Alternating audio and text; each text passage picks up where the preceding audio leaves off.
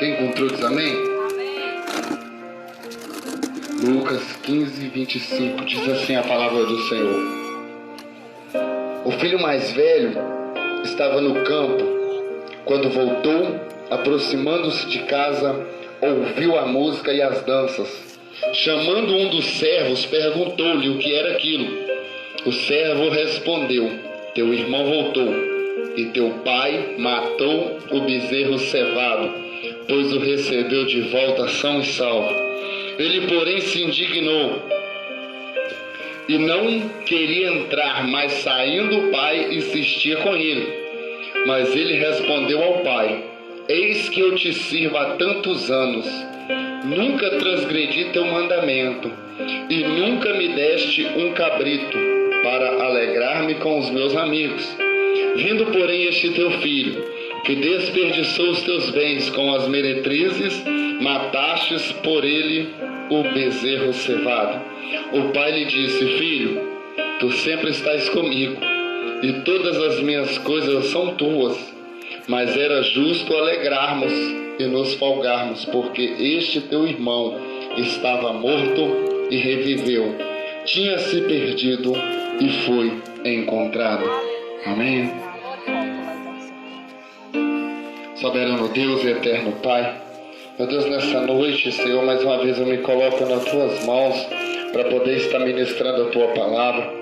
Pai querido Deus amado, que o Senhor possa, meu Deus, estar colocando, Senhor querido Deus amado, sobre, Senhor, a vida e os ouvidos de quem está ouvindo esta palavra, Pai querido Deus santo, entendimento, para que nenhum ponto, nenhuma vírgula, Pai, da qual for falada aqui, meu Deus, venha ficar sem ser entendida da parte do Senhor. Meu Deus, em nome de Jesus, ó Pai, mais uma vez é necessário que eu diminua e que o Senhor cresça e fale com cada um daqueles que estão ao alcance desse microfone, em nome de Jesus. Amém e amém.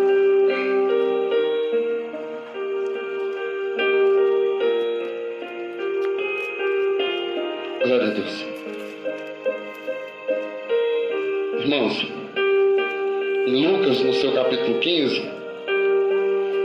quando Lucas começa a escrever o capítulo 15 do seu livro, ele começa a narrar que Jesus ele estava à vista de vários fariseus, de várias pessoas que estavam observando a vida dele, pessoas que entendiam da lei, pessoas que ao seu próprio entendimento achavam que conhecia a Deus, né? Os fariseus, eles conheciam a palavra, eles liam a palavra, eles estudavam a palavra, mas a verdade é que quase ninguém dos tempos a qual Jesus desceu na terra conhecia verdadeiramente a vontade do Deus Todo-Poderoso, porque embora na lei, quando era o tempo da lei, embora Deus tenha mandado Moisés escrever na sua lei, olho por olho e dente por dente, o mesmo Deus, ele escreve na sua própria lei: amarás o teu próximo como a ti mesmo. Então, aquele olho por olho e dente por dente, Deus está deixando bem claro que é para aqueles que viam para poder prejudicar, porque o povo de Israel, eles viviam num tempo de guerra, eles viviam num tempo que se eles saíssem amando os seus inimigos iriam cortar eles a espada e eles não teriam chance nenhuma de sobrevivência. Deus, ele dava livramento para o povo de Israel, mas ele sempre dava enviando o povo para a batalha. Deus, ele nunca vai fazer nada para nós sem a nossa participação conjunta. Aí nós vemos que esses observadores de Cristo, eles começam a criticar o Filho de Deus, falando assim: esse homem, ele come com o publicano, ele come com pessoas pecadoras, ele se achega àqueles que não são dignos de que ele se achegue a eles. Só que nós sabemos que a maioria dos fariseus, eles não estavam nem aí para Jesus, eles estavam seguindo a Cristo para poder justamente procurar defeitos e falhas no seu ministério. E Jesus, ele propõe a primeira parábola, ele fala da palavra das 100 ovelhas. Ele fala: qual de vocês que tem 100 ovelhas, se vê que perdeu uma, não deixa as 99 em segurança e vai atrás daquela que se perdeu. Só que no versículo 7, Jesus, ele deixa bem claro E eu digo-vos que assim haverá mais alegria no céu por um pecador que se arrependa do que por 99 justos que não necessitam de arrependimento. E aqui Jesus, ele coloca algo bem claro. Irmãos, olha para o mundo, para a terra, e me responde: vocês acham que existe alguém, tanto faz dentro ou fora da igreja, que não necessita de arrependimento? É por isso que Jesus ele fala que vai haver mais alegria por um pecador arrependido. Por quê? Porque quando nós nos arrependemos, nós reconhecemos que nós precisamos dele, nós reconhecemos que a providência dele é necessária na nossa vida, nós reconhecemos, assim como foi falado aqui, que o fortalecimento dele é necessário para que nós possamos romper, para também nos dias fáceis, porque o dia mau ele bate na nossa porta. Não importa quanto tempo nós passamos de dias bons, vai chegar o tempo em que a dificuldade vai vir. E se nós esquecemos de Jesus nos dias bons, quando nós estivermos nos dias ruins, nós vamos ter que nos aproximar dele. Nós vamos ter que chegar até ele de uma forma totalmente diferente. Então é melhor que nós mantenhamos a comunhão durante os dias bons, para que quando os dias difíceis chegar, eles não vão chegar tão difícil assim, porque ele já vai vir sabendo que ali tem alguém que está firmado, não nele mesmo, mas em Cristo Jesus. Aleluia, Jesus, glória a Deus. Tem muitas pessoas que falam assim: eu adoro pelo que ele é, amém. Mas nós também precisamos de entender que nós necessitamos do que ele faz. É verdade, Jesus, aleluia. Nós necessitamos do que Jesus faz por nós. O próprio Jesus ele fala: pedi, pedi, dá-se-vos-á. Por quê? Porque se nós não pedirmos, muitas vezes Deus não vai fazer. É o que o filho pródigo aqui, recebe. A primeira vez ele chega perto do pai e fala o quê? Pai, me dá minha parte da herança. Ele pediu. Ele recebeu aquilo que era dele por direito. Foi para o mundo, voltou e recebeu novamente aquilo que ele tinha direito. Aí você vai ver o pai falando para um filho que sempre estava ali. Na hora que ele fala assim: eu estou servindo o Senhor, nunca quebrei nenhum dos seus mandamentos, eu nunca fiz aquilo que desagrada ao Senhor, e o Senhor nunca me deu um bezerro, um cabrito, para poder me alegrar com os meus amigos. Aí você vai ver uma resposta que Deus ele dá para muito crente que está na presença dele nos dias de hoje. Ele fala: filho, tudo que eu tenho é seu. Aleluia. Ou seja, nós não estamos desfrutando daquilo que nós queremos da parte de Deus, porque nós não estamos buscando. Aquele filho, talvez ele andou ali reto nos caminhos do seu pai, ele não transgrediu nenhum dos seus mandamentos, mas também não pedia. Também não reconhecia que era o pai que podia dar. Irmãos, presta atenção. O mais velho sempre esteve em casa. O mais novo foi para o mundo e voltou. E nesse pouco tempo que ele ficou, ele desfrutou das coisas do pai. Foi para o mundo, ele sentiu falta das coisas do pai. E voltou para a presença do pai e continuou desfrutando. Por quê? Porque ele sabia se arrepender. Aleluia, Jesus, glória a Deus. Aqui não é o tanto que você faz, mas como você faz. Porque se nós formos olhar o tanto, nós vamos começar a comparar obras, nós vamos começar a nos comparar com os outros, igual o mais velho fez com o mais novo. Eu nunca transgredi nenhum mandamento. E daí? Vocês já viram a parábola do Senhor que ele vai na praça de manhã cedo e ele chama alguns homens para poder trabalhar no campo e fala que pagaria aqueles homens 1 denário. Aí quando dá por volta das 9:30 da manhã, ele vai, busca mais uma remessa e manda para trabalhar no seu campo. Quando chega por volta do meio-dia, ele chama mais uma remessa e manda trabalhar no seu campo. Ou seja, nós estamos vendo uma diferença de horário. Vai ter gente que vai trabalhar o dia todo. E faltando 1 hora para acabar o dia, ele chega, ele topa mais alguns homens à toa e fala assim: por que vocês estão à toa? E aqueles homens respondem para ele: porque ninguém nos contratou. Ou seja, Eles não foram porque não quis. Aí, quando chega no final da tarde, ele começa a pagar aqueles homens pelo que ele começou a pagar pelos que trabalharam 1 hora e foram pagando dos que trabalharam menos para os que trabalharam mais. Aí aqueles que ficaram no sol o dia todo, eles ficaram olhando que aqueles que não trabalharam o dia inteiro estavam recebendo mesmo tanto que o homem falou que iria pagar para eles. E eles começaram a pensar, se eles trabalham 1 hora, nós vamos receber bem mais, porque nós trabalhamos o dia todo. Aí nessa viravolta, quando eles chegam, eles recebem somente 1 denário. E eles querem criar problema. E o senhor daquele campo vira para eles e fala assim, por acaso eu lhes fiz algum agravo? Qual que foi o meu combinado com vocês? O dinheiro é meu, eu faço aquilo que eu quiser. Se eu quiser pagar aqueles que trabalham menos, muito mais eu pago. Mas você sabe por que Jesus propôs essa parábola? Para nós podermos entender que as bênçãos, todos nós temos direito a ela. Todos nós temos direito a poder estar na presença do Pai, a poder desfrutar do bezerro cevado. Agora, a forma que Deus vai trabalhar na vida de cada um, ela vai depender do que nós vamos fazer na presença dele. Depois da parábola das 100 ovelhas, Jesus ele cita também a parábola da dracma perdida. A primeira, a ovelha se perdeu. E quem conhece o trajeto de uma ovelha sabe que ovelha nenhuma consegue se cuidar sozinha. Ela precisa do pastor para poder aparar a sua lã. Ela precisa do pastor para poder direcionar o melhor pasto, para poder levar ela para beber água. Ela precisa do pastor até na questão sentimental, para poder suportar. Aí agora Jesus vai falar a respeito de riqueza, das dracmas de ouro. E ele vira e fala, qual mulher que tendo 10 dracmas perde uma?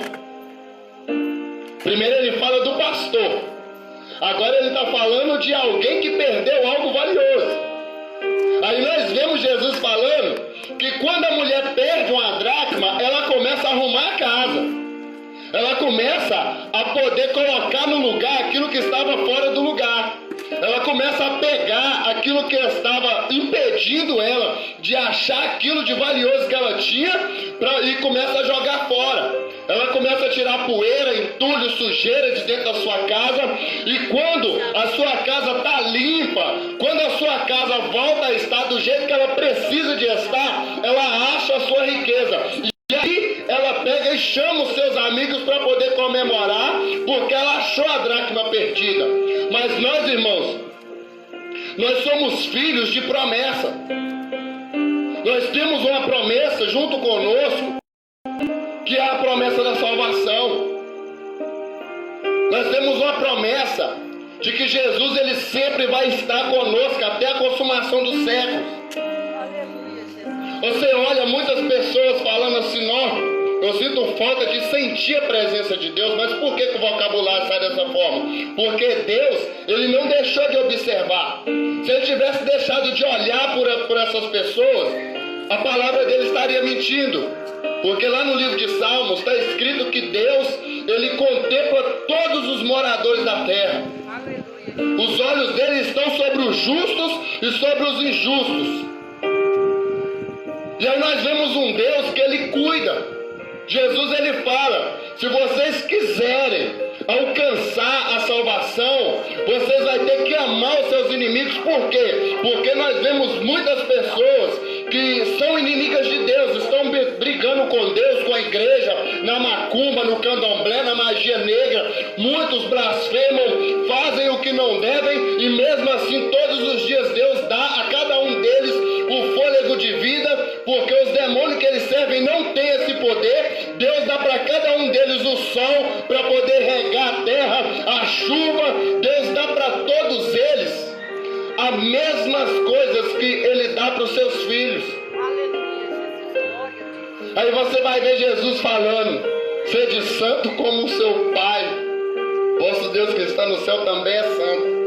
Olha o tamanho da responsabilidade responsabilidade, irmãos. Se nós pelo menos aguentássemos olhar para a santidade de Deus, nós não tínhamos tanta dificuldade em ouvir a voz dele. Porque quando Deus fala que vai aparecer para Moisés, ele fala: Moisés, você vai se esconder na fenda da rocha, eu vou passar, você vai me ver de costa. Porque se você me ver, você morre. Então nós não temos a estrutura, a capacidade para poder estar vendo a glória de Deus. Aí você vai ver um Deus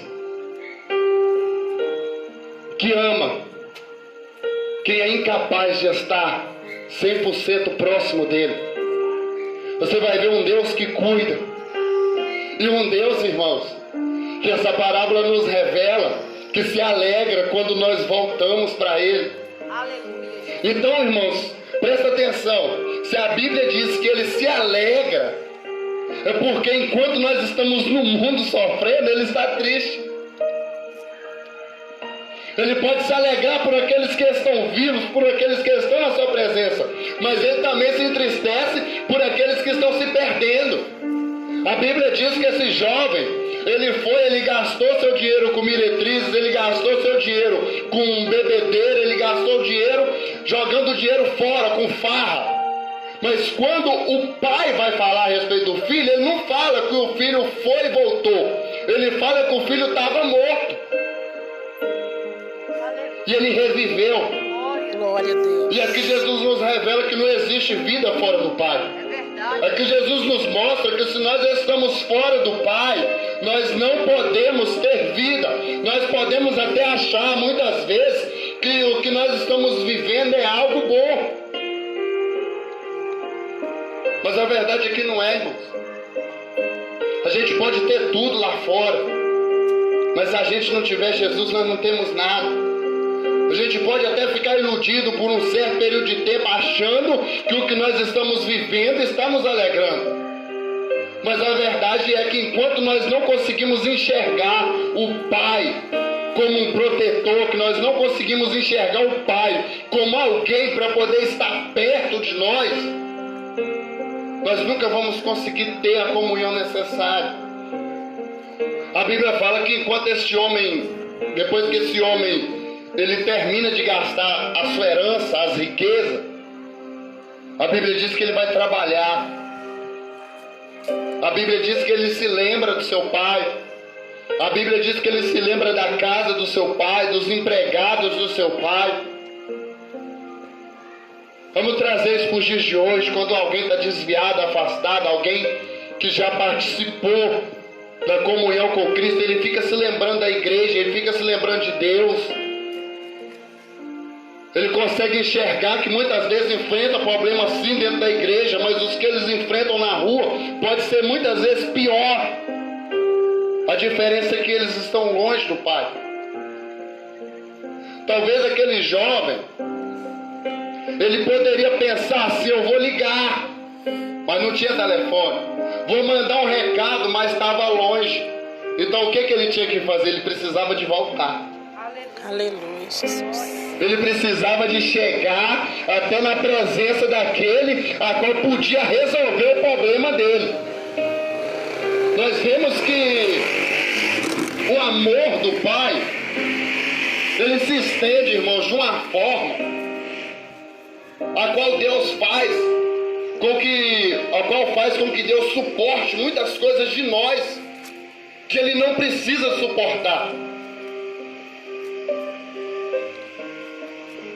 A Bíblia diz que Jesus ele suportou a afronta da cruz por causa do gozo de que estava por vir depois do que ele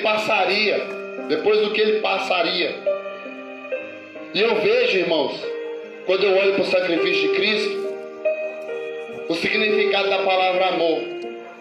Porque quando você ama, amar é você colocar a necessidade do outro acima da sua. E você pode pegar desde o nascimento até a morte e a ressurreição de Cristo. Você não vai ver nada do que Ele passou sendo necessário para Ele. Você não vai ver Jesus passando algo em benefício próprio. Porque tudo que ele passou, ele não precisava e não necessitava. Mas nós precisávamos, necessitávamos e estamos precisando até hoje de Cristo. Aleluia, Jesus. O filho que estava morto reviveu. O pai lhe disse: filho, tu sempre está comigo e todas as minhas coisas são tuas.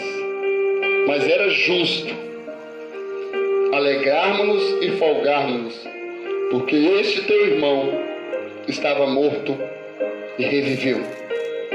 Amém? Olha, irmãos, eu quero deixar aqui, para finalizar, duas coisas que o filho pródigo fez. A primeira, ele errou. Não foi um erro qualquer. Todo mundo sabe que uma herança, ela é tomada depois que o pai morre.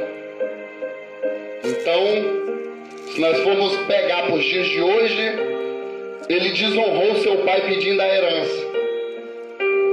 Alguns estudiosos dizem que entre os judeus era comum o filho receber a herança com o pai ainda em vida, como foi o caso de Isaac. Mas, nos dias de hoje, o filho só recebe a herança depois que o pai morre. Porque se o pai pegar tudo que ele tem e entregar para o filho, não foi herança, foi presente. E a segunda coisa que eu quero deixar, ele voltou. Então nós não precisamos aqui colocar como, vamos dizer assim, como impedimento para nos achegarmos a Cristo e nem a Deus aquilo que nós fazemos. Porque se nossos pecados fossem para continuar como impedimento para nós retornarmos a Deus, Jesus não precisava passar pelo que ele passou. Os erros desse homem não impediu que o pai o honrasse novamente. Os erros desse homem não fez com que o amor do pai por ele se acabasse. Só que tem uma coisa: o pai não foi atrás dele, não. Ele precisou de voltar. Ele precisou de reconhecer. E não pensa você que Deus vai agir diferente desse pai, não. Porque se tem alguém que pode nos dar tudo aquilo que nós precisamos, é Deus. E todos os dias você vê pregadores pregando que Deus ama, que Deus perdoa, que Ele pagou pelos nossos pecados justamente para que nós pudéssemos nos arrepender. Lá na lei está escrito que o salário do pecado é a morte, mas Jesus veio para dar vida. É por isso que esse homem foi, errou e voltou e conseguiu de volta a sua vida diante do Pai. Se fosse no tempo da lei, talvez ele não teria voltado. Talvez aquilo que ele fez fosse imputado por justiça e ele tivesse que morrer. O que nós temos que ter em mente, irmãos, é que o amor do Pai por nós faz com que a hora que nós quisermos e verdadeiramente nos arrependermos, nós podemos voltar para Ele, nós podemos contar com Ele e nós podemos estar perto dEle, porque Ele não lança fora aqueles que se achegam até Ele. Amém? Se coloca de pé, vamos estar orando. Está finalizando o culto nessa noite.